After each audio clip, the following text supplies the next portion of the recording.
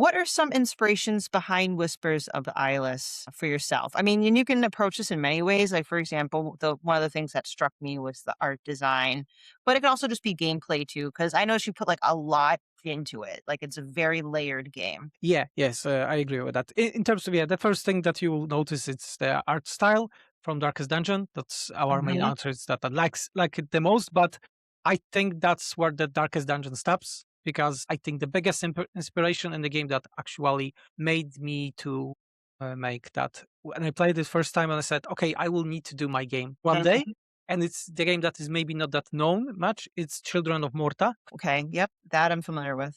So exactly how the narration works, how the structure of playing is, and things like that is straight up inspiration from Children of Morta. And I think that this game does narration way better than Darkest Dungeon, with all the respect to the Darkest Huh. Dungeon at Redwood Studio, which is amazing. And the second, I would say, would be Loop Hero. Okay.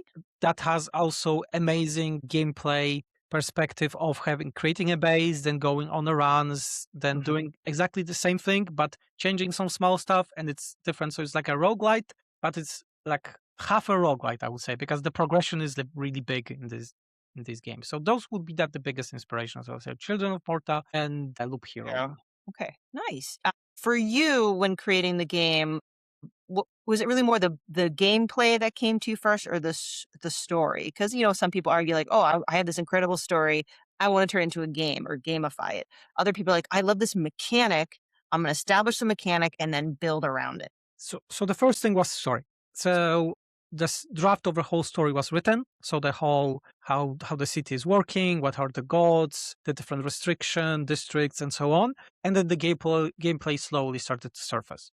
Nice. How long did it take you to come up with that story? Because, like I said, and again, I'll get to it a little later about my experience, but there's just so much. I felt like I was in a living, breathing world because I could just see Thank and you. hear a little bit of everything. So I don't know, it must have taken a lot of time.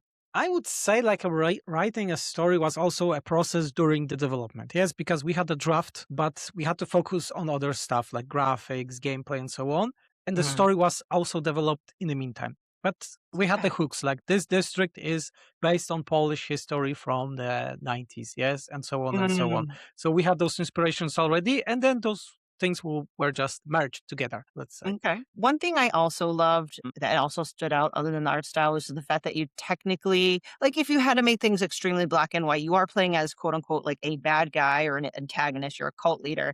Like, I would love to know where you got the idea from. And just to give a backstory for me, I don't make games, but I write books. And my first novel was used to be a fan fiction of like Ocarina of Time. And then I decided I'm going to make it my own, made it my own. Then I loved my antagonist, the bad guy in my first novel so much. I made a whole second novel dedicated just to him. And he still was kind of a bad guy. I just loved it. I love the idea. Okay, so we have something common. I also wrote a book and published No it. way. And I also like the evil characters more always. Even when I was at the university, I was going on the seminaries that were talking about the philosophy of evil, how everyone always thinks that they are the good guys and so Mm. on. And I think that was a big inspiration, but also in terms of gaming, I always like the games when it's from the second perspective, like Knights of the Old Republic, without spoilers, of course, or even older like Dungeon Keeper. Ooh, right. So Right. I think why someone is evil, let's say evil, because it's not pure evil in our game, yeah, it's more interesting than just good guy, I want to save the world.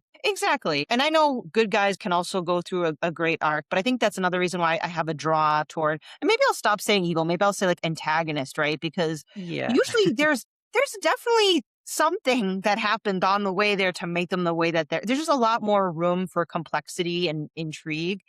And even if that's the case, and you're welcome to elaborate it on it more, but there are various times where you can make decisions as you're managing the cult, like a minor cult sim right there, Yeah. uh, and decisions you can make. So again, it's not like you're pure evil. You can kind of like determine where your motivations lie and how you want to approach things. Yes. So there is a way in game to make only good choices, let's say. And Mhm. so, but you can also end that people are ending on mistakes. So Yeah.